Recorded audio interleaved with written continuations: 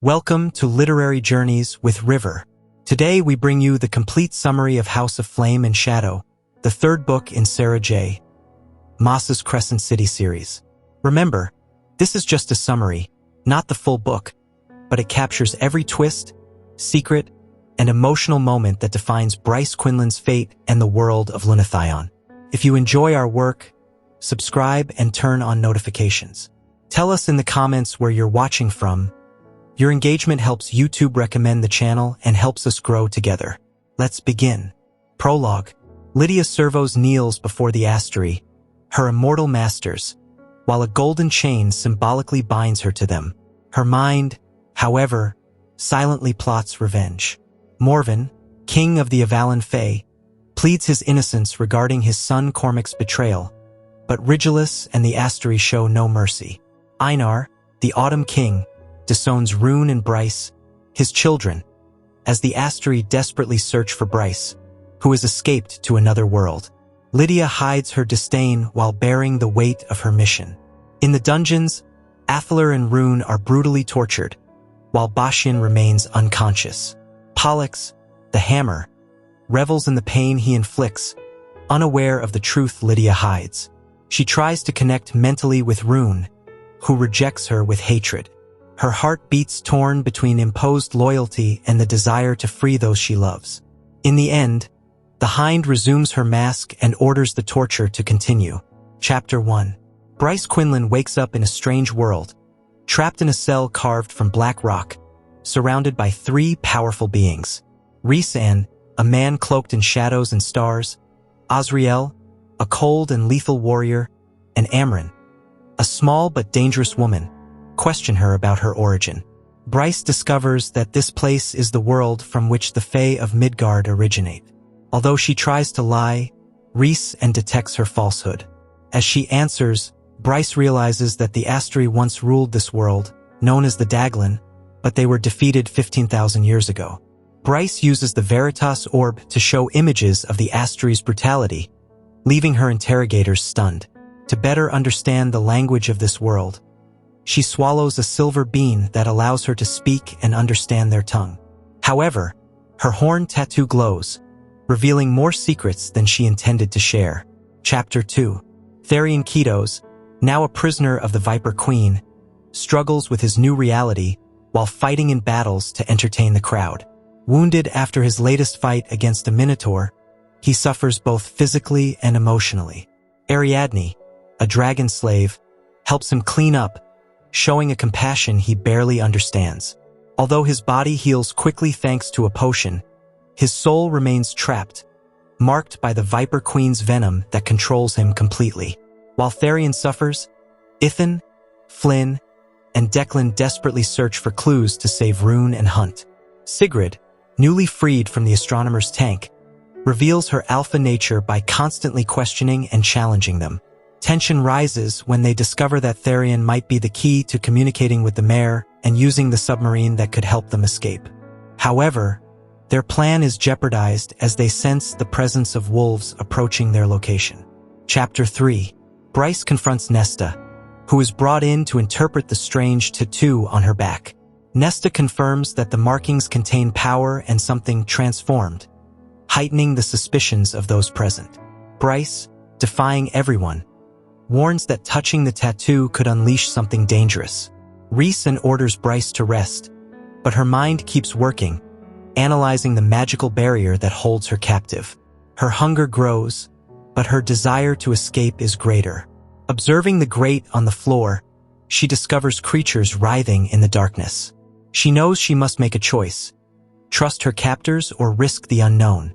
As she weighs her options, the image of Hunt and Rune, possibly suffering at the hands of the Asteri, haunts her. Determined, Bryce decides to explore the possibility of escaping, even as darkness and danger surround her, trusting that her power can guide her. Chapter 4. Ithan, Declan, Flynn, and Sigrid find themselves fleeing from Sabine Fender, whose hatred burns fiercely. Blinded by her fury, Sabine pursues Sigrid, revealing that the wolf is her niece and that her existence had always been a secret. Tension rises as the group gets trapped in an alley, and the howls of the pink-black pack echo ever closer. Sabine confronts Sigrid, provoking a bloody battle where Declan and Flynn fire to protect her. Sabine falls, but her body is not entirely dead, foreboding a dangerous return. The Viper Queen watches from the shadows, ensuring the situation remains under her control.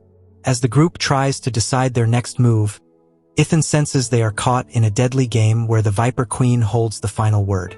The threat of Sabine is far from over. Chapter 5. Hunt Athalar endures unimaginable pain in the dungeons of the Asteri. Cut, scarred, and mutilated, his body suffers, but his mind clings to the image of Bryce, his wife and his reason to keep resisting. Rune, beside him, also suffers unimaginable tortures, while Lydia's shadow haunts his mind, begging him to understand. Both men, chained and weakened, share moments of dark humor to keep from succumbing to the pain. However, the arrival of Pollux and the Hawk promises more suffering. As shadows creep in the cell, Hunt senses an ancient and powerful presence watching them. Though on the brink of death, Hunt swears to protect Bryce and resist until his last breath. Rune, for his part, faces his father's betrayal and the pain of losing Cormac, clinging to the faint hope that Bryce will escape and save them. Chapter 6.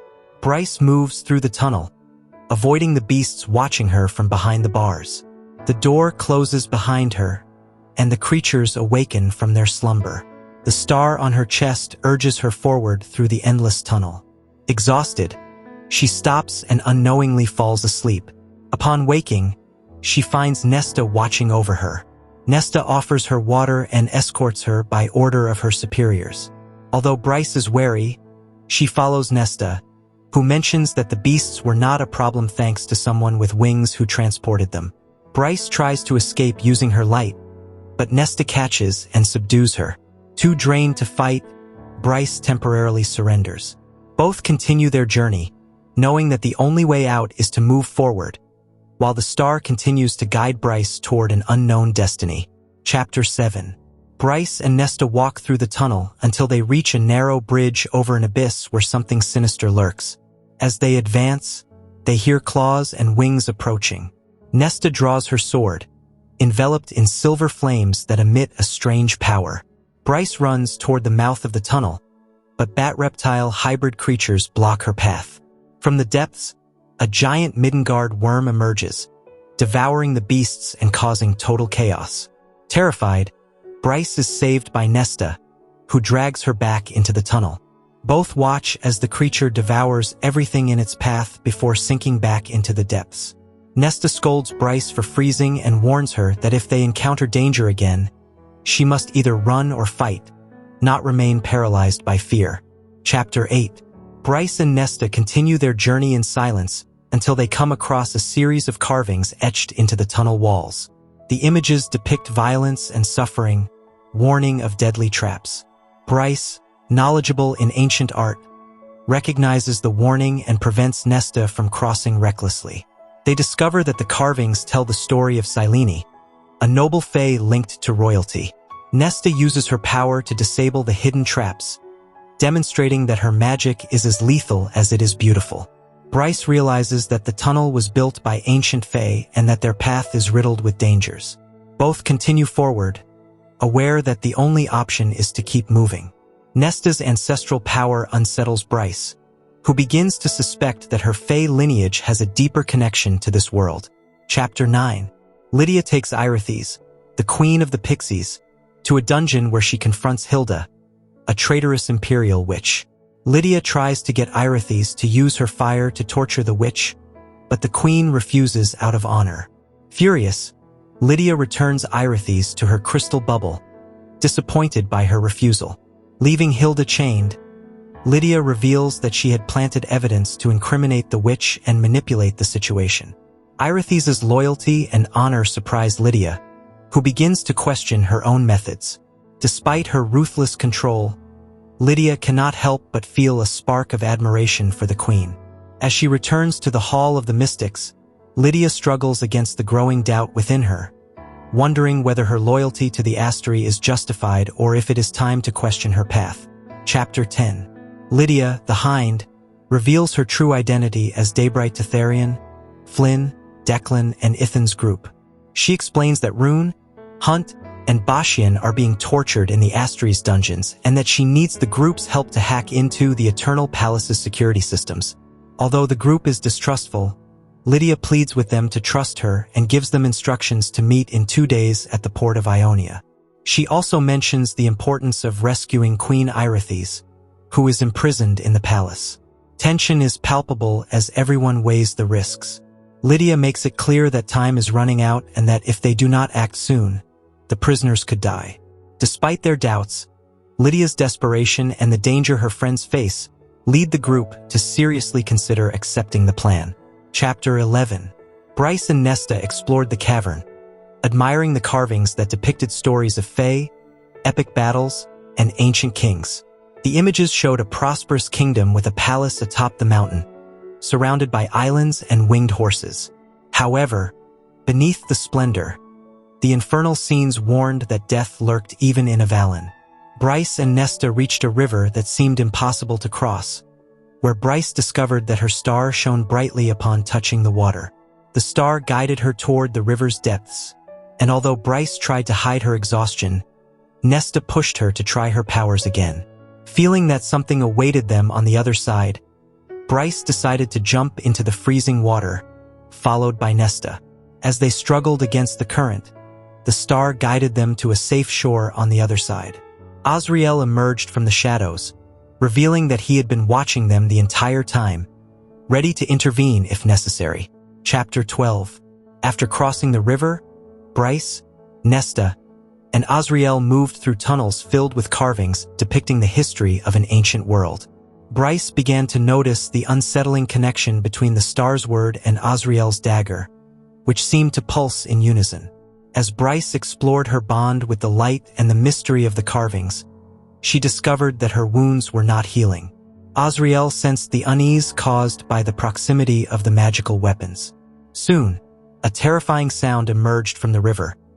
The Midgard worm had been drawn by Bryce's blood, which she had intentionally left as bait to lure the creature. Nesta and Azrael confronted the beast with silver fire and deadly shadows while Bryce fled to fulfill her true objective. However, upon hearing the anguished cries of her companions, guilt forced her to return. Upon arrival, Bryce saw the chaos and realized that her plan had endangered everyone. Chapter 13. The Midgard worm attacked with fury, forcing Bryce, Nesta, and Azrael to fight for their lives. In a desperate act, Nesta used the mask to summon a skeletal creature that emerged from the darkness to confront the worm. The mask's presence brought a wind of death that made the tunnel tremble. The skeleton, under Nesta's control, held the worm, allowing her to position herself for the final blow. As the bone creature immobilized the beast, Nesta leapt with a warrior's precision and plunged Ataraxia into the worm's head. The force of the impact shook the ground, and the worm lay still. Azrael, concerned, insisted that Nesta remove the mask before she lost control. Hearing the names of her loved ones, Nesta regained control and let the mask disappear. Azrael held her with relief, while Bryce watched in awe at the unleashed power of the warrior. Chapter 14. Ethan confronted the Viper Queen, seeking to secure the freedom of Sigrid and his allies. After long hours of waiting, Ethan was taken to the Queen's office, where she toyed with her words and offered him a dangerous alternative: a fight in her private arena. In exchange for his group's freedom and Kitos's, Ethan agreed to fight, despite not knowing whom he would face. The Viper Queen, cunning and manipulative, assured him that he would have a worthy opponent.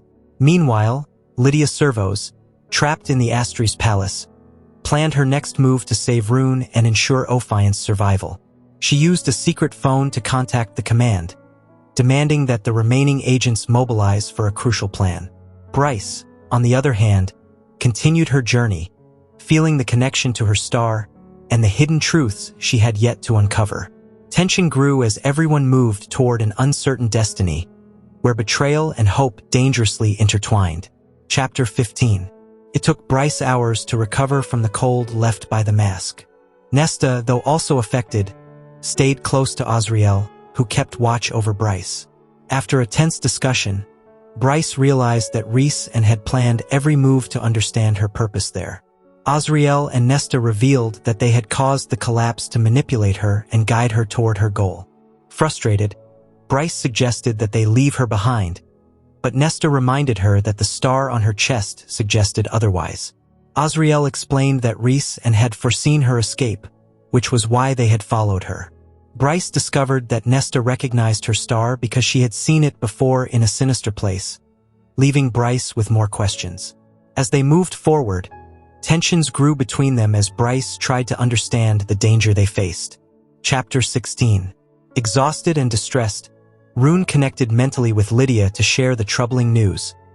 Bryce had not arrived at the abyss. The Prince of the Pit had confirmed her absence.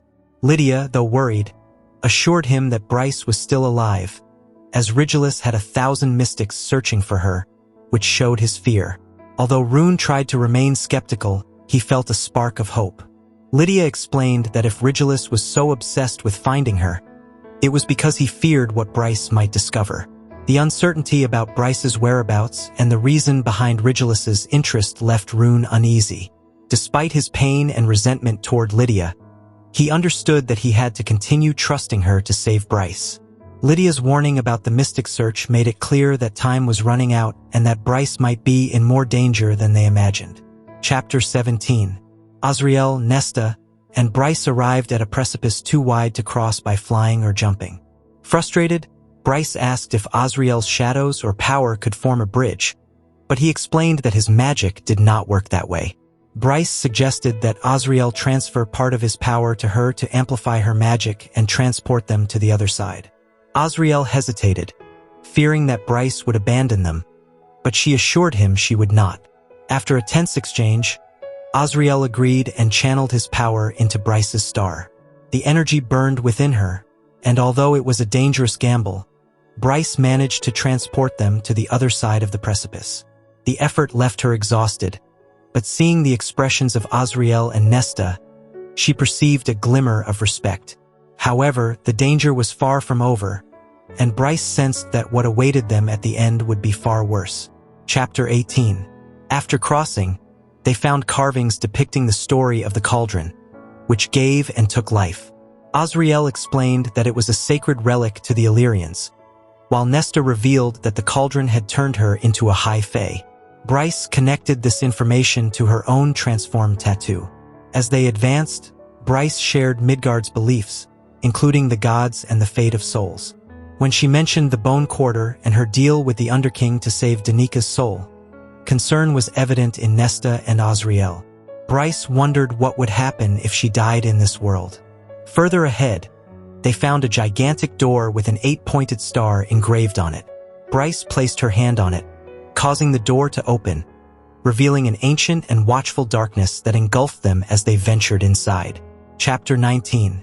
Lydia felt a chill as she heard Pollux mention that they were fixing the harpy, a personal project of Rigilus that was about to bear fruit. Pollux assured her that in a day or two, the harpy would be back. As Pollux's pressure intensified in the shower, Lydia struggled to maintain her composure. She knew that if the harpy woke and spoke, all her plans would be ruined. Pollux, unaware of Lydia's distress, continued to speak with absolute dominance. Subjugated and fearful, Lydia could not help but think about what could happen if the truth came to light. The possibility of the harpy revealing who had killed her put everything Lydia had built at risk. Pollux, with a gesture of power, reminded her that the harpy's awakening was imminent, leaving Lydia trapped in growing fear she could no longer control. Chapter 20. The Viper Queen's declaration fell like a bomb in the room. Therion, Ithan, and Sigrid froze, especially Ithan, whose anguish was palpable. The Viper Queen offered him freedom if he fought against Sigrid, but Ithan refused outright. However, the Viper Queen made it clear that if they did not comply, their friends would be doomed. Sigrid, with a firm and determined look, accepted the fight, defying Ithan's desperation. Therion was overwhelmed by guilt, knowing that his mistakes had led his friends to this situation. The Viper Queen, with her serpentine smile, enjoyed the spectacle as she set the stage for a fight that could change everyone's fate. The tension in the room was suffocating, and every movement Sigrid made reflected her determination, while Ithan struggled with the anguish of having to harm someone he wanted to protect. Chapter 21. Bryce watched in awe as Silene revealed the truth about Thea and Finn, whose actions had doomed Midgard. After learning the secrets of the Daglan, Thea opened a portal that allowed the Asteri to enter and subjugate that world.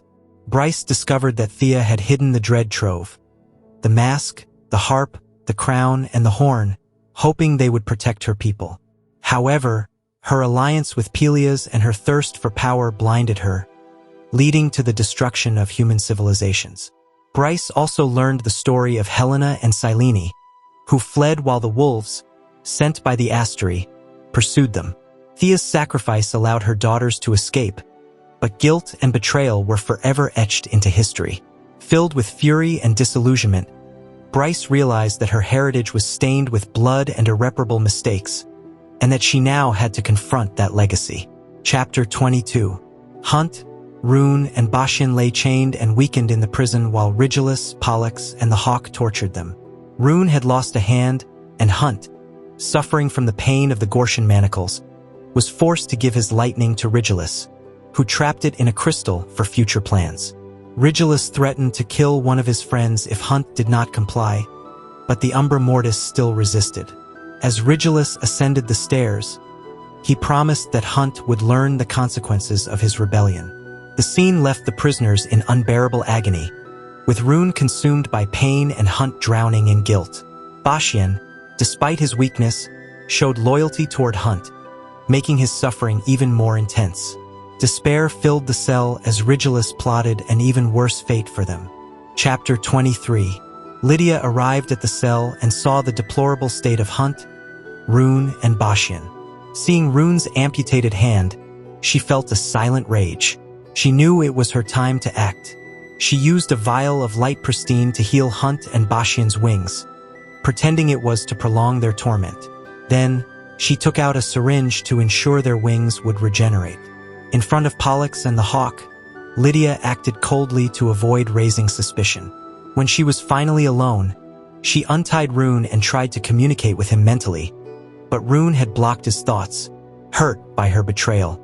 Although Rune did not respond, Lydia explained that she had found a way to get them out, but they needed to be ready for what was coming. Time was running out, and Lydia knew that the only way to save them was to take a mortal risk, facing her own destiny. Chapter 24. Bryce, Nesta, and Azriel arrived at the secret chamber beneath the prison, where they discovered a crystal sarcophagus containing a dormant Asteri, Vesperus. Desperate for answers to defeat Rigilus, Bryce broke the seal and released the creature despite Azriel and Nesta's warnings. Vesperus awoke, arrogant and hungry for power, revealing her identity as an ancient Asteri who had ruled before Thea. Bryce tried to interrogate her, but the Asteri offered only cryptic answers and warnings about the destruction of the world if the cauldron was destroyed. Vesperus confirmed that the Asteri had planted destruction switches in many worlds, including Midgard. Bryce realized that releasing Vesperus had been a fatal mistake, but now she needed to find a way to control or destroy her before she regained power. Chapter 25. Determined to save the prisoners, Lydia freed the Pixie Queen, Irithes, offering her a deal to divert Rigilus's attention. Hilda, the witch who controlled Irithes's seal, was forced to remove her mark before being betrayed and killed by the Pixie. Now free, Irithes prepared to execute Lydia's plan, create a massive distraction so the prisoners could escape. To make her deception believable, Lydia asked Irithes to burn her enough to simulate a confrontation. Despite the pain she knew was coming, Lydia accepted the sacrifice to make her plan work. Meanwhile, elsewhere, Therion, Ithan, and the Pixies escaped after Sigrid's death, while fire consumed the meat market, leaving behind a trail of destruction that heralded the beginning of an unstoppable rebellion. Chapter 26. Ithan was consumed by guilt after killing Sigrid, feeling unworthy of living. As they traveled to the dock in Ionia to board the ship that would take them to Pangera, his thoughts tormented him. Upon arrival, a small boat awaited them. Flynn, Declan, and the Pixies boarded, But Ithan stopped at the edge of the dock, staring at the horizon. His guilt devoured him. Tharion tried to persuade him, but Ithan decided to return to Crescent City to correct his mistakes. In his wolf form, he ran swiftly back, leaving his friends behind. Tharion, feeling responsible for Ithan's tragedy, boarded the boat with a heart full of remorse. As they sailed toward the open sea, Tharion couldn't help but wonder if he would ever see Valbera again, or if he even deserved to return. The dawn bathed the sea in golden hues, reflecting the uncertainty of the future. Chapter 27. Bryce faced Vesperus with the Star's Word and Truth Teller in her hands, feeling the power vibrating between both weapons. As Azriel and Nesta distracted the Asteri with magical attacks, Bryce took the opportunity to drive both weapons into her chest. Time seemed to stop, just as it had when she killed Micah. However, Vesperus absorbed part of Azriel's power and managed to rip both weapons from herself, smiling malevolently. Before she could counterattack, Nesta delivered a precise blow with ataraxia and decapitated the Asteri. The body fell, and Nesta continued striking, ensuring that she was truly dead. Blue and silver light enveloped the place as Vesperus dissolved into ashes. Bryce regretted not being able to extract more information before her death, as Vesperus was the key to understanding how to eliminate the Asteri. But the threat had been eliminated, at least for now. Chapter 28. Ithan returned to Crescent City after running non-stop from the dock in Ionia. His thoughts were filled with guilt and pain over Sigrid's death. Upon arriving, he avoided the main roads and headed toward the Black Dock, where the mist enveloped the Bone Quarter. There, he found the entrance to the House of Flame and Shadow, a dark building with ancient markings and a burning skull engraved on the door. When he touched the skull, the door opened silently and swallowed him into the darkness. Without hesitation, he descended the endless stairs into the abyss. He knew there was no turning back. At the bottom, he collided with a metal door, and as it opened, a golden light illuminated the place. There, in the middle of the darkness, Jezebel Roga greeted him with her characteristic tone of boredom, noting that he had arrived just in time. Chapter 29. Bryce woke up in her father's study, the Autumn King, who had captured her and placed Gorshin manacles on her wrists to suppress her power. Bryce, ever sarcastic, tried to negotiate her freedom, but the Autumn King had other plans. He offered her information in exchange for answers, and Bryce discovered that she had been in another world for 5 days while Hunt and Rune remained imprisoned. During dinner, they exchanged questions and answers, although Bryce avoided revealing crucial information. The Autumn King was obsessed with Truth Teller and the power Bryce had acquired in that other world. Although she contained her fear and concern for her loved ones, Bryce vowed that she would find a way to escape and rescue Hunt and Rune. While her father kept her captive, she planned her next move to change the course of the battle. Chapter 30. Hunt remained chained and weakened in the Asteri's dungeons, his wings painfully regrowing thanks to Lydia's potion. In his mind, he heard the voice of Idas, the Prince of the Chasm, who communicated to warn him about Rigilus's plans. Idas revealed that Rigilus had extracted his lightning to try to resurrect the dead and create unstoppable armies. The news filled Hunt with guilt and despair, knowing that his lightning was now a deadly tool in the enemy's hands. Idas warned him that Rune would be the one chosen to die if Rigilus did not get what he wanted. Hunt begged Idas to protect Bryce and deliver one last message to her. As guilt consumed him, Hunt clung to the hope that Bryce would find a way to return and save them before it was too late. Chapter 31. Ithan arrived at the House of Flame and Shadow accompanied by Jezebel Roga, who led him through a corridor filled with Vanir creatures, Draki, vampires, and Demonaki. Upon reaching the Onyx Bar, Jezebel had him sit and offered him a magical drink called Smoky. Ithan, anguished, confessed that he needed a necromancer, but not for his brother Connor. This time, it was for someone else. Jezebel, initially incredulous and sarcastic, changed her tone when Ithan mentioned that he wanted to revive a lost Fender heiress. The seriousness in his voice made Jezebel understand the gravity of the matter. Ithan was determined to correct the mistake that had haunted him since Sigrid's death, knowing that only powerful necromancy could bring her back. With guilt weighing heavily on him, Ithan pleaded for Jezebel's help, aware that this was his last attempt to make amends for the damage he had caused. Chapter 32. Bryce remained trapped in the Autumn King's villa, where he kept her prisoner in search of answers. During a tense conversation, he revealed his obsession with studying light and discovering its potential to strengthen the Fae's power. Bryce, ever mocking, questioned his true intentions, suspecting that he wanted to use that knowledge to challenge the Asteri. Despite her attempts to extract information, the Autumn King remained tight-lipped, reinforcing his position of control. Bryce, still wearing the Gorshan manacles that blocked her power, engaged in a dangerous verbal game to buy time and find an opportunity to escape. Though he challenged her with his cold demeanor, Bryce sensed that the king's interest went beyond mere scientific curiosity. His calculating gaze and obsession with the Star's Word and Truth-Teller confirmed that he was planning something much bigger and more dangerous. Chapter 33. Hunt, Rune, and Bashian were taken from their cell to be brought before Rigilus. However, just as they were about to face their fate, Lydia revealed her true loyalty. She shot the hawk and 2 necrowolves before freeing the prisoners. She instructed them to run to a waiting car while she planned to distract Mordok and his men.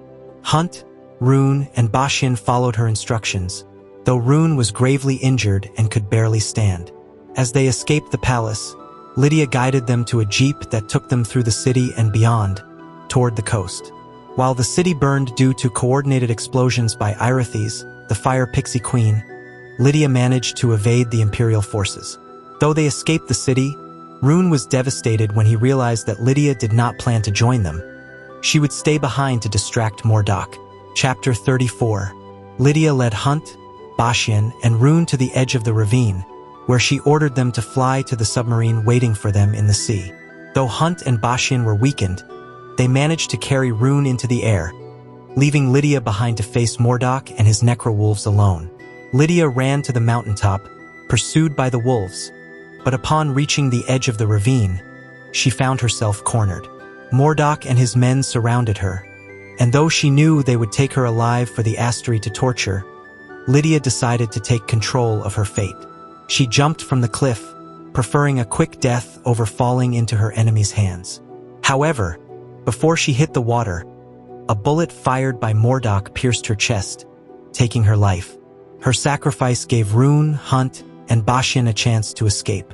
Chapter 35. Hunt and Bashian, exhausted and wounded, carried Rune through the air to the Warrior of the Depths, where Therion anxiously awaited them. Though they reached the submarine, Rune was devastated by Lydia's loss. Therion, seeing the severity of Rune's injuries and the condition of the others, realized that the situation was critical. Rune, desperate, begged Therion to return to save Lydia, but the mayor knew it was impossible. Despite Rune's anguish, Therion dove into the water, willing to try, but in his heart, he knew there was no hope. As the submarine descended to take them away from danger, Rune looked toward the coast with tears in his eyes, aware that he had lost the woman who had sacrificed everything for him. Lydia's sacrifice had ensured their freedom, but the pain of her loss would be an eternal burden. Chapter 36. Ithan was taken to Jezebel Roga's office, where he confessed his desire to resurrect Sigrid Fender. After listening to him, Jezebel agreed to help him in exchange for his work as her assistant, cataloging relics. Ithan accepted, knowing it was his only chance to obtain the help of a trustworthy necromancer. Roga assured him that Sigrid's body would be preserved while he fulfilled his part of the deal. During his work, Ithan struggled against rebellious magical books that tried to escape. Roga mentioned that these books came from the legendary library of Parthos, safeguarding human knowledge before the Asteri's arrival. Ithan, shocked, discovered that Jezebel was actually an ancient priestess of Parthos, cursed by Apollyon to live eternally until she revealed the true power of the books. She vowed to protect that knowledge until a safe world for them emerged. Chapter 37. Bryce confronted the Autumn King, using her cunning to trap him in an underground closet after placing Gorshan manacles on him. She feigned obedience and tricked him into revealing information about the true capabilities of the Star's Word and Truth-Teller. The king revealed that both weapons could be combined to open a portal to nowhere, a place where existence ceases. Bryce used a prism to explore her new magic, discovering that she now contained both light and darkness. She channeled that energy to recharge herself and teleported out of the Autumn King's villa, determined to return to Midgard and seek answers. Bryce realized that her true home was not a place but Hunt. While the Autumn King remained trapped, Bryce prepared for her next move, aware that she now had key information to defeat the Asteri. Chapter 38. Rune watched over Lydia tirelessly, tormented by guilt and worry. When she finally woke up, his relief was indescribable, but his happiness was overshadowed when Lydia panicked after realizing where they were. She jumped out of bed, disconnecting herself from the machines, and fled through the submarine's corridors. Rune pursued her to a classroom where they discovered a group of mere children, but two of them were different. One had golden hair and blue eyes, the other dark hair and golden eyes. Lydia, with tears in her eyes, revealed the truth. These children were not siblings but her sons. Rune, stunned, realized there was much more about Lydia's past that he did not know. The weight of that revelation fell on him, making it clear that the secrets Lydia had kept were deeper and more painful than he had ever imagined. Chapter 39. Hunt and Therion discussed their next steps after escaping the Asteri's dungeons. Despite being physically free, both carried emotional scars that refused to heal. Hunt, still marked by the halo imposed by Rigilus, desperately wanted to find Bryce and understand her destiny. Therion, haunted by his role in Sigurd Fender's death and the loss of Ariadne, felt like a pariah among his people. Hunt asked him to try to contact the Ocean Queen for answers.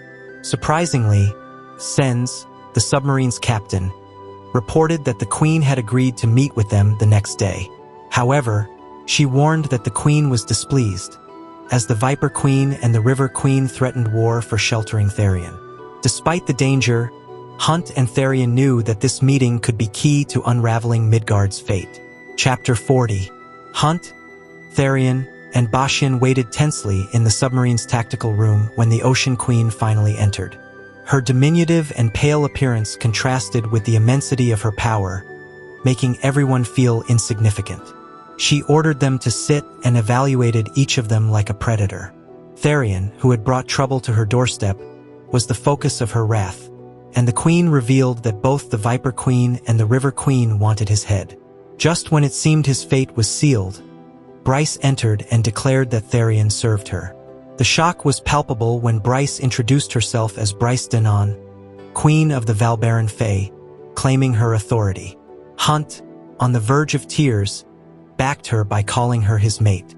The Ocean Queen, skeptical, placed Therion under arrest, but Bryce did not relent and faced the monarch, challenging her authority. Chapter 41. Bryce's arrival shocks everyone, but her determination to challenge the Asteri and free Midgard is clear. She informs the Ocean Queen about the parasite in the waters that forces everyone to undergo the drop, revealing her knowledge of the Fae's original world. Bryce offers a pact to unite forces to defeat the Asteri. The Ocean Queen considers a mass evacuation through the Horn of Luna, but Bryce refuses to abandon Midgard to its fate. Both queens clash in a battle of wills, but eventually, the Ocean Queen agrees to take them to Avalon, though she warns that if they fail, she will take her people to safety. Bryce, filled with determination, makes it clear that she will do everything possible to secure victory. Conflict is imminent, and Bryce takes on the responsibility of leading the battle against the Asteri. Chapter 42. Lydia finally comes face to face with her children, Bran and Actaeon, who have grown up under the care of a loving mare couple. The reunion is tense, as Actaeon rejects her presence while Bran is more open. Lydia, heartbroken, acknowledges that she cannot claim a place that no longer belongs to her. Her children have grown up loved and cared for, and although her heart aches, she promises not to separate them from their adoptive parents. However, Actaeon does not forgive her past, and tensions rise when his connection to Pollux is revealed. Despite the pain, Lydia accepts that her path is set and that her duty to Ophion and the fight against the Asteri must continue. Although her heart remains with her children, She knows that sacrifice is necessary to ensure a better future for them. Chapter 43. Rune and Lydia finally confront each other after everything that has happened. The tension is palpable as Lydia, scarred by her decisions, faces Rune's anger and pain. He struggles to process the truth about her past, her children, and her loyalties. Lydia, wounded by her children's rejection and Rune's distrust, emotionally shuts down, hiding the pain that consumes her. Rune tries to understand her, but his questions only fuel her resentment. Lydia's past weighs heavily on both of them, and when Rune presses her, she denies him the right to know her full story. The distance between them is vast, and although their souls have been connected, the scars of the past seem insurmountable. Both are trapped in a whirlwind of unresolved emotions as war and duty call them once again. Chapter 44. Ithan was carefully handling the statuette of Chthona when a call on Jezebah's phone broke the silence. After answering and hanging up, Jezebah ordered Ithan to accompany her, bringing the Godslayer rifle. Both walked through dark and silent passageways until they reached a round chamber filled with nocturnal predators. Upon entering, everyone fell silent and stepped aside to let Jezebah pass as she advanced firmly to the center. Ithan, weapon in hand, saw the astronomer point at him, accusing him of being a thief. The old man was furious, demanding the return of what belonged to him. Jezebah remained impassive, but the tension in the room was palpable as Ithan prepared for anything. The air thickened with danger when the astronomer made it clear that this would not end there. Chapter 45. Therion reflected on his fate after avoiding being sent back to Lunathion by the Ocean Queen. Though he was invited on the ship, he felt more like a prisoner.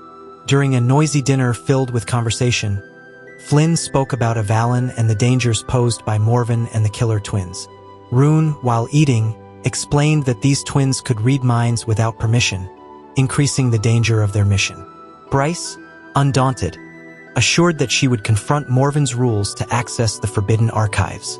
The conversation shifted to Cormac and his sacrifice, bringing painful memories. Amidst the chatter, Lydia warned that King Morven would only be swayed if offered something advantageous. As Bryce and Hunt discussed strategies, Therion contemplated his uncertain destiny, feeling that his time with his friends was quickly running out. Chapter 46. Bryce spoke with the Fire Pixies to ask them to search for Irithes, the lost queen. Lydia had suggested that Bryce make the request herself due to the trust the Pixies had in her. The Pixies, initially outraged upon learning that their queen was missing, accepted the mission with determination.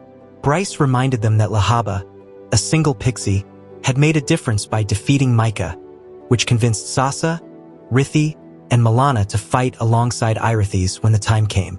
After the conversation, Bryce offered her support to Lydia if she needed to talk, a gesture that surprised her. Meanwhile, Hunt and Bryce shared an intimate moment before sleeping, where she confessed her insecurities about her plan to confront Morven.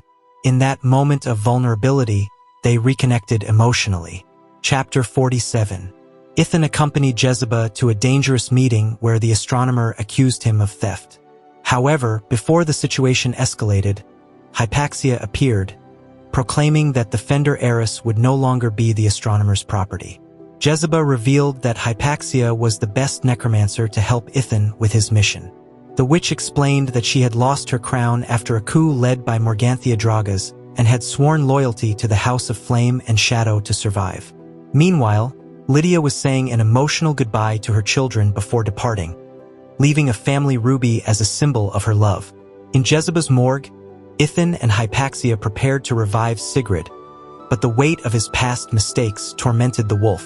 The tension mounted as Hypaxia began her chant to bring the fallen Fender back to life. Chapter 48.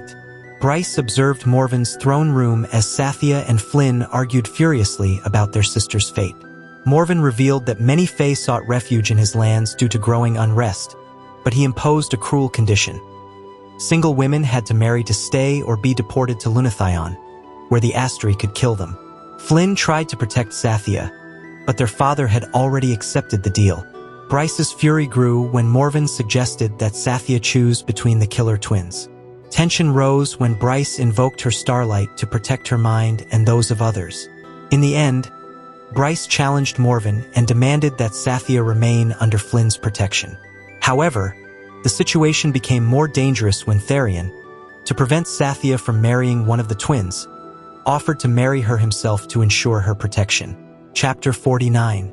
Therion agreed to marry Sathya to protect her, despite Flynn's warnings about the irreversible consequences of marriage between Fae. Although Sathya accepted coldly, Morven took advantage of the situation to seal the union quickly. Meanwhile, elsewhere, Hypaxia worked tirelessly to revive Sigrid. After hours of effort, she managed to bring her back to life, but the young woman did not return as before.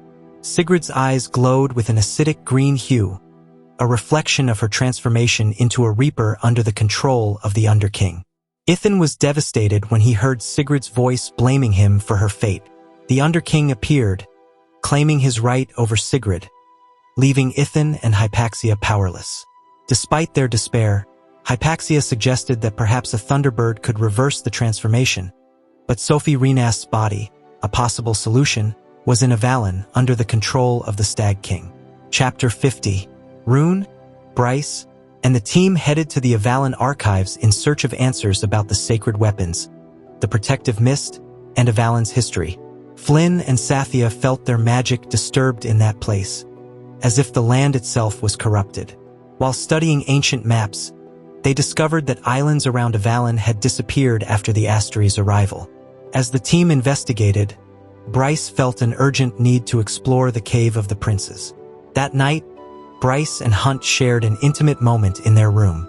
Their connection was so deep that their powers fused, making them feel transformed and connected on a higher level. Bryce realized that her converted power flowed into Hunt and vice versa, which could change the course of their fight against the Asteri.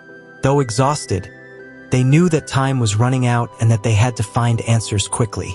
Chapter 51. Therion and Sathya shared an uncomfortable room where they barely spoke. Although Therion tried to break the ice with trivial questions, the tension lingered. Finally, Therion confessed his situation. He was a wanted man by the Viper Queen, who had placed a 5 million bounty on his head. Sathya was surprised but accepted her fate without drama. They shared their personal stories and eventually shook hands, accepting their forced marriage. Sathya admitted that although this was not the destiny she had imagined, it was better than the cruel fates that had been prepared for her. Therion, with humor and resignation, accepted that he had made many mistakes and hoped this marriage would offer him a way to redeem himself. Sathya, with a touch of irony, accepted her role and called him husband, while Therion felt a small spark of hope that this duty-forged marriage might give them a chance to start anew. Chapter 52. Lydia watched the somber dawn in Avalon, feeling as though life was draining from her after leaving her children behind. From her balcony, she saw Bryce, Hunt, and their group departing for the Cave of the Princes, and she felt a mix of pride and pain. Morven appeared beside her, full of disdain, accusing her of being a traitor. Lydia responded with cold indifference, reminding him of how he had abandoned his own son for power. Morven, furious, insinuated that Lydia might betray her new allies if a better offer came along. But Lydia made it clear that her loyalty was unwavering, and her subtle but powerful threat warned that if Morven did not follow the right path, it would mean Avalon's doom. Confident in her choices, Lydia left the balcony, leaving the Fae King consumed by his own insecurity and warning him that his cowardice would be his downfall. Chapter 53. Bryce, Hunt, Therion, Bashien, and Sathya arrived at the entrance of the Cave of the Princes, a narrow opening between two rocks carved with ancient runes and shrouded in mist. Despite the fear the place inspired, they decided to venture in. Rune had warned of the dangers, but Bryce, her determination intact, led the way, confident that her starlight would protect them. Sathya, though hesitant, chose to accompany them, preferring to face the cave's terrors rather than remain in the castle surrounded by manipulative Fae. The dark mist tangled around their feet, hiding invisible threats. As they advanced, they discovered carvings of ancient hunts where Fae drowned Thea's Pegasi. Bryce felt the weight of the past with every step. Although the darkness loomed, Bryce stood firm, determined to find Peleus's tomb and the answers that could change Midgard's fate. Chapter 54. Inside the cave, Bryce, Hunt, and their group explored the carvings while the shadows of malevolent spirits lurked from the mist. Sathya questioned Bryce's indifference toward the Fae despite wielding their most sacred artifacts. Bryce made it clear that she wanted nothing to do with them after their cowardice during the invasion of Crescent City. However, Bashian reminded Bryce of Danika's lessons, suggesting that perhaps she could be the leader the Fae needed. Bryce, reluctant, did not entirely dismiss the possibility. But before they could continue debating, a voice echoed from the shadows. Morven appeared through the mist, accompanied by the Autumn King, with flames burning in his eyes, ready to confront Bryce and her team. Morven's betrayal had been sealed, and now Bryce and her allies faced a deadly threat that would test their courage and determination. Chapter 55. Hunt channeled his lightning as the Fae Kings approached, one wrapped in flames and the other in shadows. Morven and the Autumn King captured Flynn and Declan with dark spirits, triggering a tense confrontation. Bryce defiantly challenged her father, mocking his intentions to subjugate her. The tension escalated when Morven revealed that his nephews, the Killer Twins, were manipulating the spirits to keep Flynn and Deck as hostages. Bryce and Hunt debated whether to surrender or fight, while Bryce's starlight burned intensely against the King's dark magic. In a bold move, Bryce triggered a collapse that blocked their enemy's path and ordered her group to jump into the river to escape. Hunt, though frustrated by the lack of communication, followed her, certain that Bryce had a hidden plan. Chapter 56. Rune spent the night with Lydia, where she finally revealed the truth about her past. She confessed how she had made a pact with the Ocean Queen to save her children and worked as a double agent for the rebels, sacrificing her freedom and the chance to be with her sons. Lydia recounted how her father had molded her to serve Sandriel, but the birth of her twins had changed her perspective. Rune listened with tenderness, understanding the loneliness she had endured. Their connection deepened when Lydia expressed what Rune meant to her. Although their bodies burned with desire, Rune chose to hold her until dawn, understanding that what she needed was comfort and peace, not more pain. Chapter 57.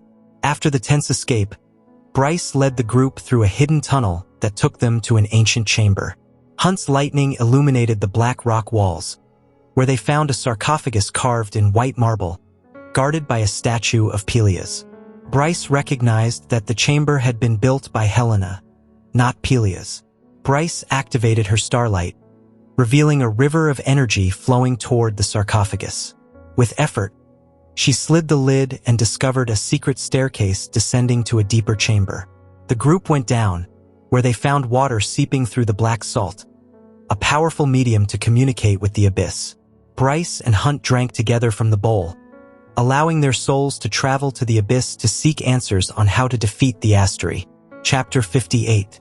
Bryce and Hunt arrived at the abyss, where Idas welcomed them with an enigmatic smile.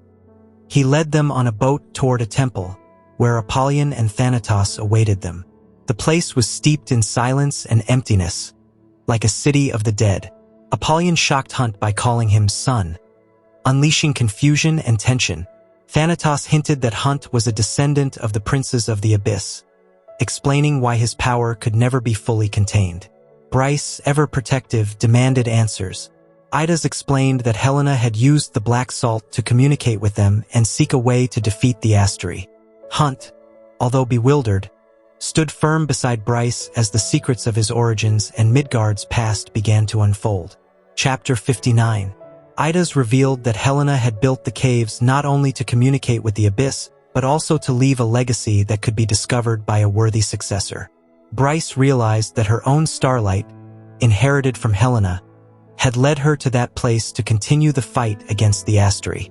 Apollyon explained that the Asteri had used the horn to seal the northern rift, preventing the abyss from returning. However, Helena had left clues so that one day, someone like Bryce could open that portal and bring reinforcements from the abyss. Although Bryce felt the weight of history and expectations, she knew she had to move forward, trusting that she and Hunt, together, could change Midgard's fate. Chapter 60. Rune and Lydia moved through the caves following the trail of Flynn, Deck, and the killer twins, but the scent of the Autumn King alerted them. As they ran, Lydia apologized for her reaction the night before, confessing that despite her efforts to forget, what she had endured with Pollux still haunted her. Rune assured her that she never had to apologize and that they would never do anything she didn't want. Lydia admitted that she wanted to feel Rune's touch in reality, not just in dreams.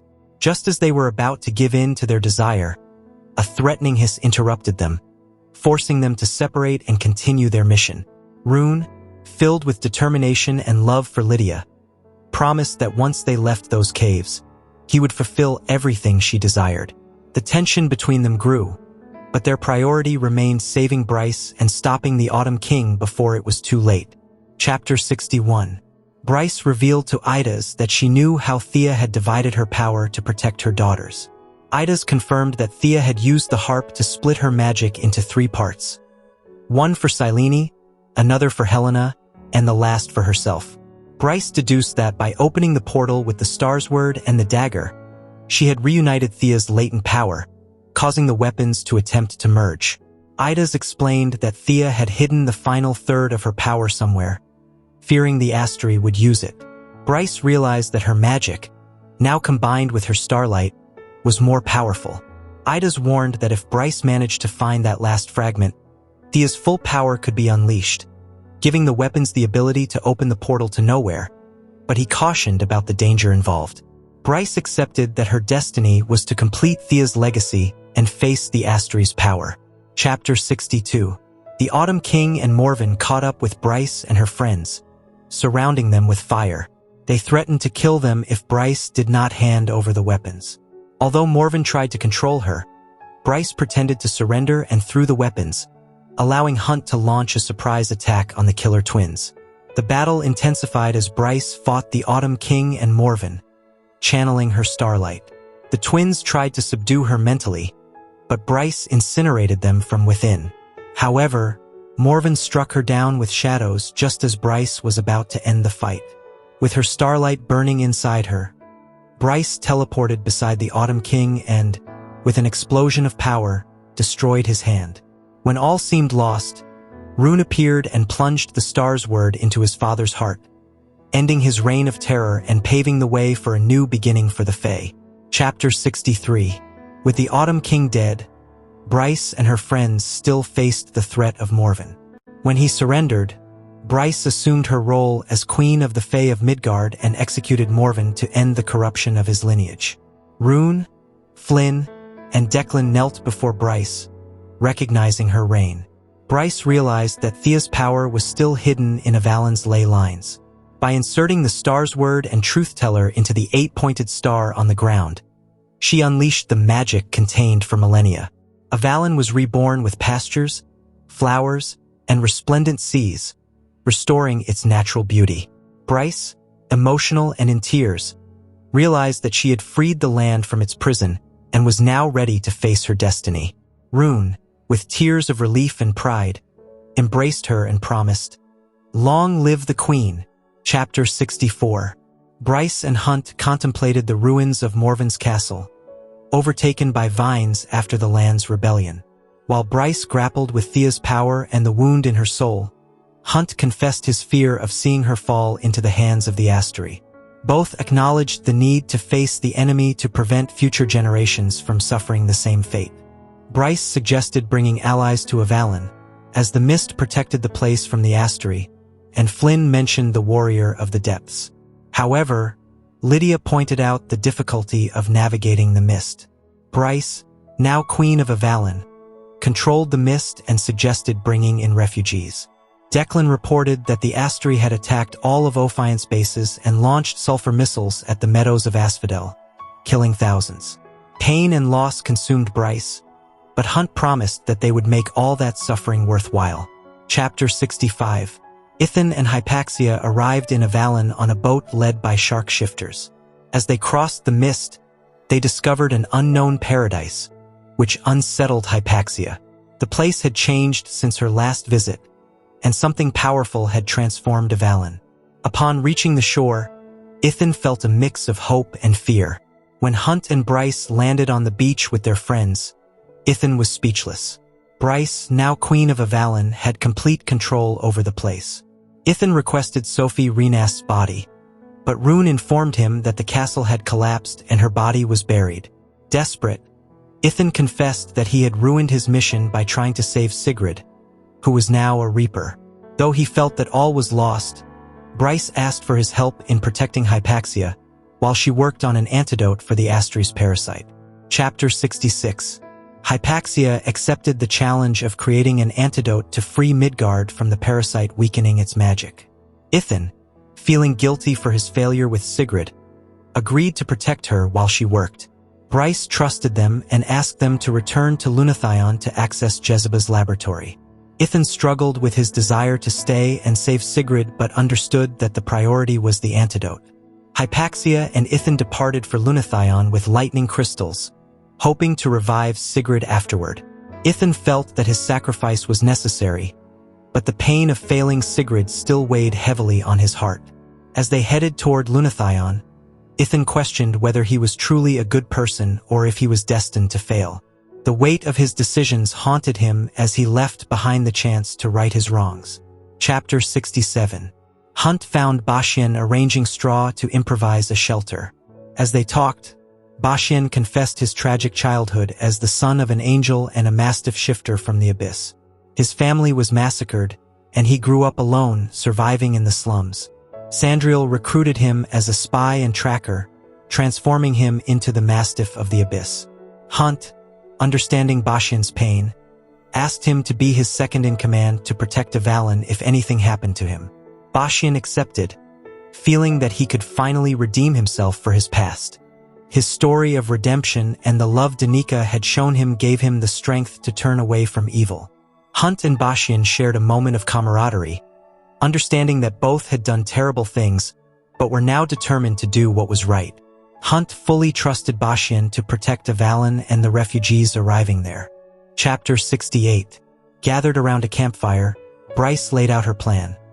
She and Hunt would go to Nina to open the Northern Rift, while Rune, Flynn, and Declan would return to Lunathion to contact Isaiah and Naomi.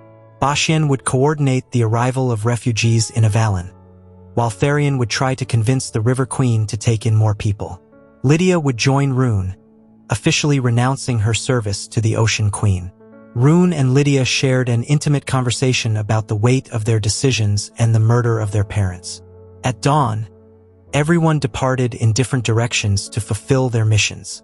Bryce felt the weight of responsibility, but her determination to end the Asteri was unwavering. As she contemplated the uncertain future, she vowed to do whatever it took to protect those she loved and restore peace to Midgard. Chapter 69. Ithan and Hypaxia sought answers with the help of a Reaper summoned by Jezebel. The Reaper, an ancient lion shifter turned Reaper, was arrogant and dangerous, but Hypaxia remained calm while examining his essence. She ruled out the presence of the parasite in him and confirmed that nothing living remained inside his body. Ithan couldn't help but feel compassion for the creature, who, despite his arrogance, hid a deep fear about his existence as a Reaper. Hypaxia promised to compare what she had detected in the Reaper with Ithan's blood to find a solution. Ithan admired Hypaxia's compassion toward the Reapers and her ability to endure difficult situations, but she made it clear that she needed space to work without his constant vigilance. Ithan accepted and withdrew, allowing Hypaxia to continue her research in peace. Chapter 70. Bryce meticulously checked the supplies Fury had brought for the expedition to Nina. She was determined to protect her human parents and ensure that everyone had what they needed to survive the freezing temperatures of the north. Juniper and Fury watched her with concern and finally confronted her. Bryce, feeling the weight of the mission, apologized to both for involving them in such a dangerous situation. Her friends reassured her that they were with her until the end. Fury insisted on staying to protect Avalon, while Bryce prepared to leave. Juniper and Fury reminded her that she would always have their support, and Bryce, overwhelmed with emotion, gave them a photograph to keep. However, Fury returned the photo to her, assuring Bryce that they would always be by her side, even in spirit. Chapter 71. Hypaxia successfully created an antidote using Athalar's lightning as a base, but but she warned that its effect was temporary and unstable. Desperate for a solution, Ithan did not hesitate to test the antidote on himself. His body underwent an immediate transformation, feeling a new and unfamiliar strength. He could now summon ice and snow, an elemental power that no wolf should possess. Hypaxia, surprised by the result, confirmed that the parasite had been eliminated and that the magic, which had always been suppressed, was now flowing freely within him. Ithan realized that this power could change the wolf's destiny and end Sabine's tyranny.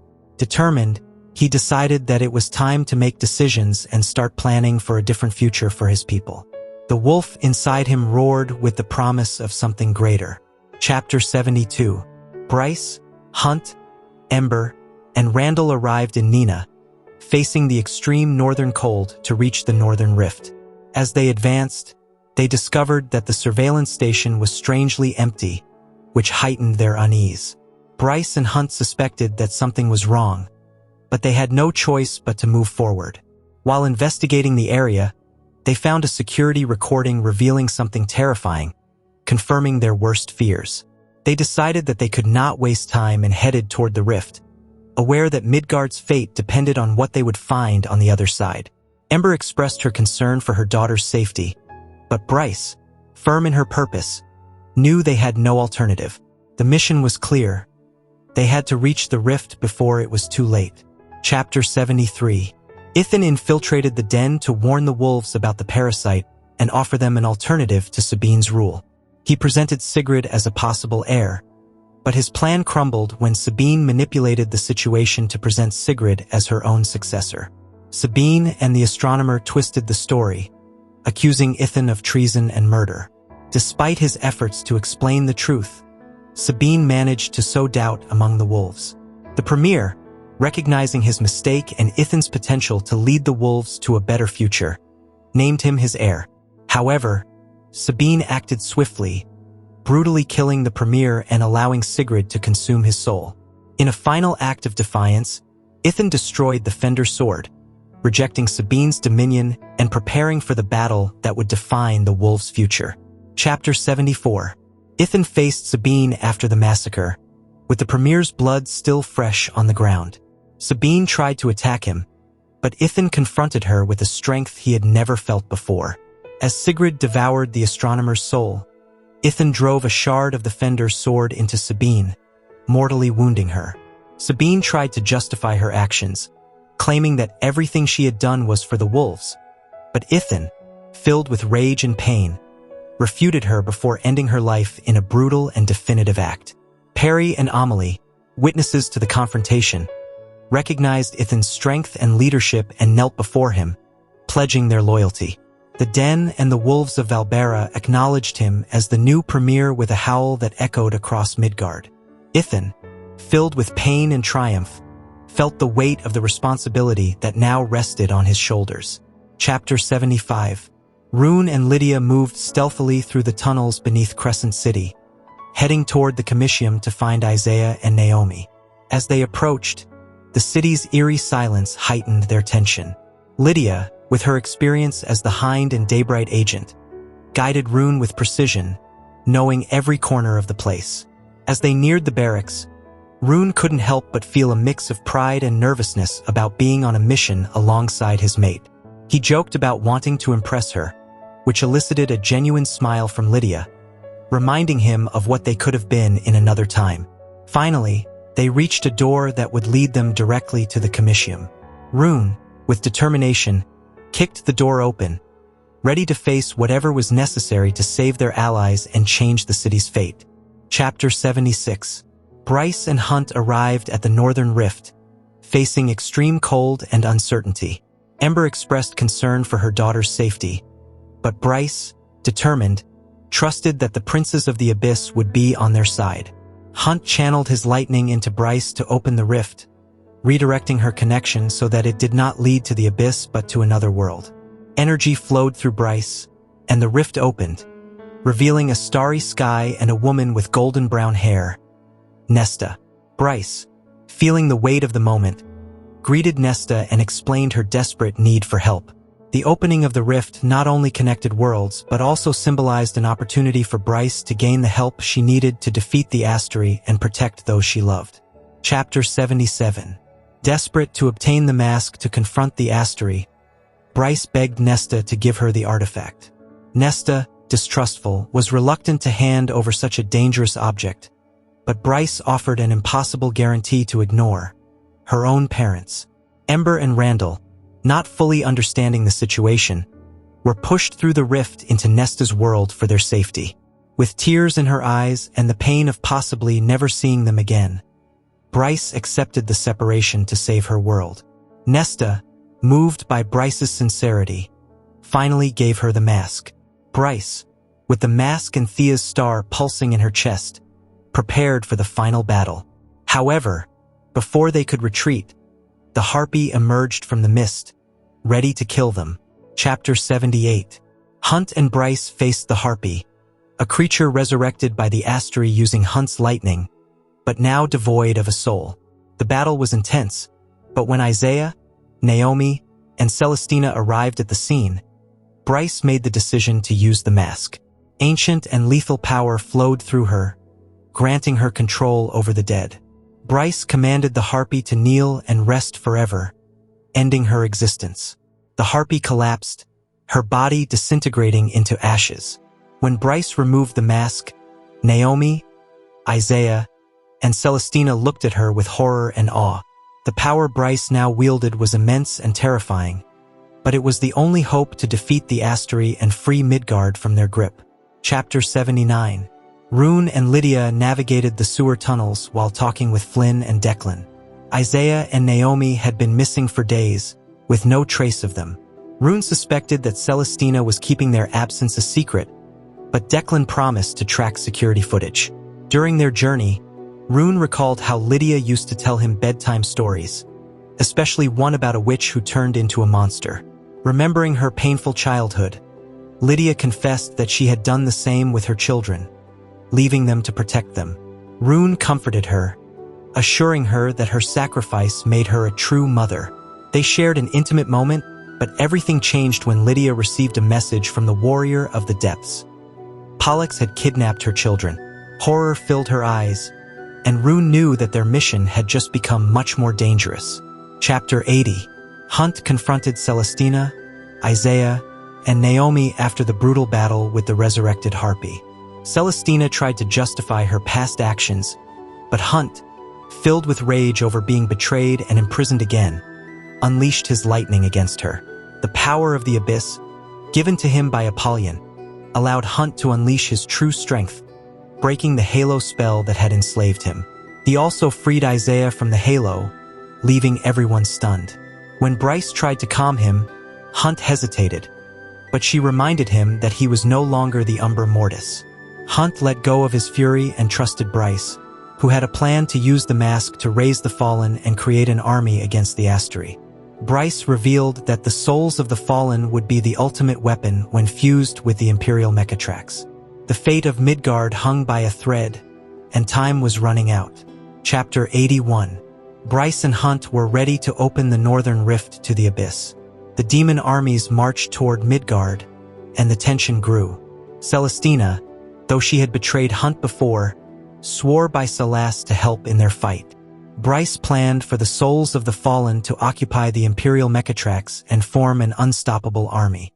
Isaiah and Naomi would lead this force, but Hunt hesitated to ask the fallen to fight and die again. Bryce insisted that it would be their choice. When Hunt freed Isaiah from the halo, he knelt beside Naomi, showing his loyalty. Bryce knew they would need all the power they could muster to face the Asteri and open the rift. The Abyss army was ready, and the final battle was about to begin. The only hope for Midgard lay in the union of the living, the dead, and the demons. Chapter 82. Ithan, now premier of the Valbaran Wolves, needed to speak with his brother Connor. He sought out the king of the underworld with the help of Jezebel and Hypaxia, who was also grappling with her pain after Celestina's betrayal. The king of the underworld, a being from the void, revealed disturbing details about Gerd and the origins of the Asteri's power. He granted Ithan 7 minutes to speak with Connor, who could not talk but communicated through gestures. Connor gave Ithan a black bullet forged from the souls of the dead, meant to be used in the Godslayer rifle. When the time was up, Connor sacrificed his essence to become a secondary light, infusing the bullet with the power of the trapped souls. Ithan, heartbroken, vowed to honor his brother's sacrifice as Hypaxia assumed her new role as leader of the House of Flame and Shadow. Chapter 83. Enraged by the injustice against the trapped souls, Ithan unleashed an ancient power that froze the king of the underworld. With the help of Hypaxia and Jezebel, they destroyed the king, ending his reign of terror. Hypaxia, now leader of the House of Flame and Shadow, faced the challenge of controlling the Reapers and maintaining balance. Before disappearing forever, Connor gave Ithan the bullet infused with secondary light, a weapon capable of changing Midgard's fate. Jezebel ordered Ithan to take it to Bryce, as it would be crucial in her battle. As Midgard's future hung by a thread, Ithan accepted his role and prepared for the final battle. Bryce, Hunt, and their allies now had a real chance to defeat the Asteri and free the world from the Empire's yoke. Chapter 84. Hypaxia challenged the Viper Queen with authority, threatening her with the wrath of the House of Flame and Shadow if she touched Therion or Sathia. Ithan added the weight of the Valbaran wolves to the warning, demonstrating his position as premier. The Viper Queen backed down but made it clear that the bounty on Therion's head remained. Ithan and Hypaxia insisted on contacting Bryce, who was in Nina. Upon arriving at the House of Flame and Shadow, Hypaxia opened the door with a commanding gesture, asserting her leadership. Therion comforted Sathia, who was torn apart by memories of her loss. Meanwhile, the tension and danger continued to grow, but they now knew they had to reach Bryce before something worse happened. Chapter 85. Therion struggled to establish communication with Bryce due to magical interference. Hypaxia suspected that the opening of the rift was causing the signal disruption. Ithan, now premier of the wolves, demonstrated a new and strange power. He could generate ice, something no wolf should be able to do. With the antidote for the Asteri's parasite in his possession and a mysterious dark bullet pulsing with ancient power, his mission was clear: deliver them to Bryce before it was too late. Meanwhile, Bryce and Hunt, along with their allies, recorded a message for the world, revealing the truth about the Republic and the Asteri. Bryce, with firm determination, proclaimed that the Asteri had lied and enslaved Midgard for millennia. When they finished, Declan began the broadcast, and the truth was exposed for all to see. Chapter 86. Bryce and Hunt found refuge in a safe house, but the weight of what was to come consumed them. Bryce, restless over the video's release, feared the impact it would have. Hunt tried to distract her, and they ended up sharing an intimate and passionate moment, surrendering to each other as if it could be their last night together. Bryce found solace in Hunt, who assured her that they would survive. Their bodies and souls fused, leaving a deep connection that transcended fear. In the end, they promised each other strength and mutual support for what was to come. Although they knew that dawn would bring a deadly battle, that night was only for them to remember that their love was the greatest strength they possessed. Chapter 87. Ithan buried the former premier and assumed his responsibility as leader of the wolves. Although the wolves had fled the city, Perry stayed behind to inform Ithan about the situation. She revealed that Amelie had led the evacuation to protect their people. Determined to face the Asteri, Ithan understood that his duty was to protect his pack, even if it meant sacrificing himself. He gave instructions to send encrypted messages and ensure the safety of his people. Perry, loyal to the end, promised to help.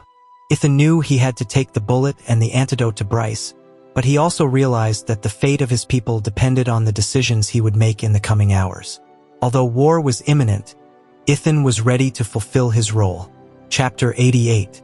Bryce and Hunt, along with their allies, managed to infiltrate the Asteri's palace using insider information from Lydia. Once inside, they split up to complete their missions. Bryce and Hunt reached the throne room, where they retrieved the Umbra Mortis suit and the mask.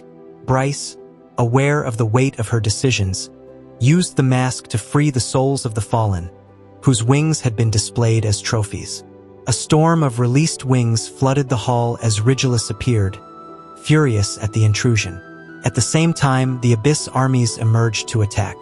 Rigulus, far from being surprised, revealed that he had been waiting for this moment and had taken precautions.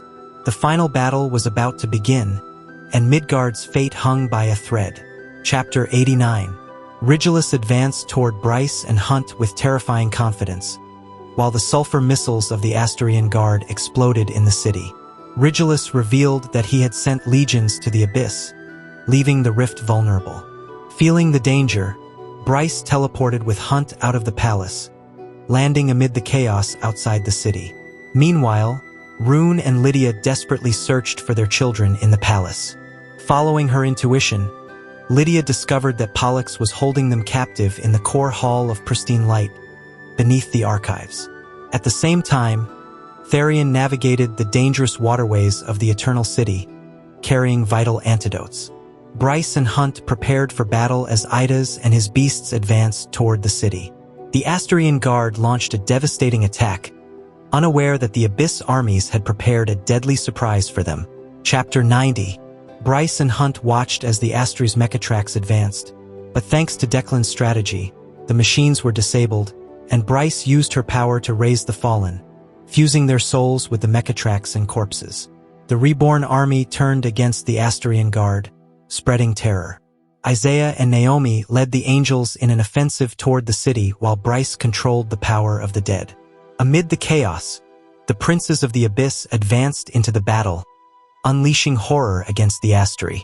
Hunt and Bryce felt the shift in destiny as the fallen marched alongside the demons, while Idas and Apollyon prepared to confront the Asteri. The battlefield turned into a slaughterhouse of light and darkness. The arrival of the princes changed the course of the war, but Bryce knew that the true threat still remained. Chapter 91. Lydia and Rune approach the core of prismatic light when Pollux appears, threatening to kill their children. Desperate, Lydia tries to confront the hammer, but Rune stops her. Despite his pain and rage, he chooses to protect her by shooting her in the thigh to prevent her from sacrificing herself. Meanwhile, a wounded Therion rescues Lydia from the stairs and gives her an antidote that restores her power, awakening something latent and unknown within her. When Pollux threatens to kill Bran and Actaeon, Lydia and Rune face an impossible decision. Determined to protect his family, Rune offers himself in exchange for their lives, knowing Pollux will torture him. In an act of love and sacrifice, Rune surrenders to the hammer as Lydia is paralyzed with pain. Rage and power throb inside her, promising brutal vengeance. Chapter 92. In the heart of the battlefield, Bryce and Hunt face Polaris. Exhausted but determined, Bryce merges her starlight with Hunt's hellfire, creating a lethal strike that pierces Polaris's chest. The light of Thea's star and Hunt's lightning open a portal to nothingness, consuming Polaris in a devastating implosion. The world slows as the Asteri disappears, but Bryce and Hunt know the battle isn't over yet. Meanwhile, deep in the palace, Rune and Lydia face Pollux's fury while their children remain captive. Filled with renewed rage and power, Lydia promises vengeance. Rune's sacrifice shakes her soul, but she knows she can't let Pollux get away with it. The battle continues as Bryce and Hunt prepare for the final showdown with Rigulus. Chapter 93. Bryce and Hunt reach the core of prismatic light, where Rigulus awaits. The bright hand, overflowing with power, unleashes a blast of energy that shakes the palace. Bryce and Hunt teleport to avoid the attack and devise a plan to destroy the core. Hunt uses his lightning to weaken the crystal protecting it, while Bryce defends with her starlight-infused weapons. Confident, Rigulus doesn't anticipate the impending destruction of his core. Hunt and Bryce's power pierces the crystal, creating a tunnel to the core. Meanwhile, in another part of the palace, Ithan rushes into battle to help his friends, but discovers the antidotes are lost. The war reaches its peak, and Midgard's fate hangs by a thread. Bryce and Hunt know the end is near, but the real test is still to come. Chapter 94. Rune watches helplessly as Pollux prepares to kill Bran, but Lydia, now free and faster than ever, intervenes. A deadly blue fire bursts from within her, revealing her true lineage as a shapeshifter blessed with elemental powers. Surprised, Pollux tries to attack her, but Lydia incinerates him from the inside, reducing him to ashes. Actaeon and Bran, shocked, watch their mother in awe and fear. Enveloped in fire and fury, Lydia orders Rune to take her children to safety and help Therion, who is gravely injured. Before disappearing into the palace chaos, she promises Rune she will forgive him if he saves her children. Her unleashed power lights the corridor as she heads into battle, determined to protect Midgard and her loved ones, while Rune, still stunned by the revelation, guides the twins away from danger. Chapter 95. Lydia remembers how Danica Fender revealed the truth about her lineage. Shapeshifters are descendants of fairies from another world with elemental gifts. For years, Lydia hid her power to avoid becoming an Asteri experiment. Now, with the antidote in her system, her fire bursts forth without limit. As she exits the palace, she faces Mordok and his pack of death wolves, incinerating them in seconds. The Asterian guard angels try to stop her, but Lydia reduces them to ashes. War machines loaded with sulfur missiles approach, but the fire sprites, led by Irithes, arrive just in time to help her. Together, they unleash a wave of destruction that turns the enemy machines into scrap. With fire and fury, Lydia advances toward the heart of battle, ready to build a new world upon the ashes of the old. Chapter 96. Carrying Therion and Lydia's children, Rune confronts the angels guarding them. After drinking the antidote, a new power surges within him, allowing him to release starlight and shadows that obliterate his enemies. While Therion fights for his life, Rune uses a latent healing power to close his wounds. Feeling the death of another Asteri, he realizes the battle is reaching its climax. With Therion stable and the children safe, Rune rejoins his friends to continue the fight. In another sector, Ithan Holstrom, armed with the Godslayer rifle and a bullet charged with secondary light from the dead of Crescent City, runs to the palace to aid Bryce and Hunt. Upon arrival, he finds the battlefield in chaos and understands the real fight is just beginning. The war for Midgard is reaching its peak. Chapter 97. Bryce and Hunt fight desperately against Rigilus, trying to destroy the core of prismatic light. Exhausted, Bryce receives the Godslayer rifle from Ithan, who reveals it contains a bullet made from the souls of the dead. Bryce realizes this bullet can destroy the core and fires, but Rigilus warns her that doing so will also destroy Midgard. Determined to free her world, Bryce ignores him and shoots. The bullet strikes, but the core releases a black hole that begins to suck everything around it. With the horn on her back, Bryce lets herself be pulled in along with Rigilus. Meanwhile, Hunt, using a mechasuit controlled by Shahar's soul, launches into space to save her. Fully aware of her fate, Bryce faces her sacrifice with courage, ensuring Midgard is freed from the Asteri's rule. Chapter 98. Piloting the mechasuit, Hunt reaches Bryce just before she's consumed by the black hole. With help from the Princes of Hell and their friends, they keep the portal open long enough to bring her back. Shahar's and the Fallen's sacrifice ensures Rigilus is destroyed, but Bryce is unconscious upon returning to Midgard. The portal closes, and the black hole is sealed forever. Hunt, overwhelmed, holds Bryce's lifeless body as the mask whispers the truth. Bryce is dead. The world falls silent at the apparent loss of its savior, but Hunt refuses to accept it. The battle is over, the Asteri have fallen, but Hunt's true fight has just begun, bringing back the woman who saved him and loved him beyond all else. Chapter 99. Hunt tries to revive Bryce, sending lightning through her to restart her heart, but she remains unresponsive. Declan warns she's been without oxygen too long, and Apollyon and Idas admit they can't save her. Hunt's despair deepens until Hypaxia, now leader of the House of Flame and Shadow, offers to help. Jezebel Roga, the sorceress who always protected the Parthos books, steps in and reveals she's willing to sacrifice her own life to save Bryce. Because of a curse that granted her immortality, Jezebel turns it into a gift, transferring a long life to Bryce. Hunt tries to offer his life instead, but Jezebel insists she's ready after 15,000 years. Hypaxia performs the spell, and Jezebel vanishes forever, allowing Bryce to return from death. Chapter 100. In a world of golden light, Bryce meets Jezebel, who explains she exchanged her life for Bryce's. She reveals the Archesian amulets are infused with Midgard's ancient magic, and that her sacrifice was a way of thanking Bryce for her bravery in freeing Avalon. Bryce sees Danica and the pack of devils, all safe in the light, but Jezebel urges her to return. Filled with love and joy, Bryce says goodbye to her loved ones in that realm and crosses the glass door to return to Hunt and the world of the living. As she opens her eyes, Bryce finds all her friends in tears and Hunt filled with awe and relief. Jezebel's sacrifice has worked, and Bryce has returned, ready to live her life with Hunt. Chapter 101.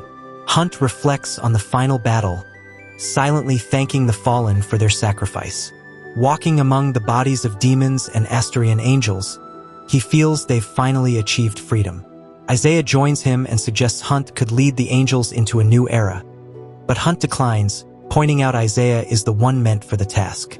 Bryce and Hunt prepare to face the new world ahead, where the archangel hierarchies will be dismantled and a new order will rise.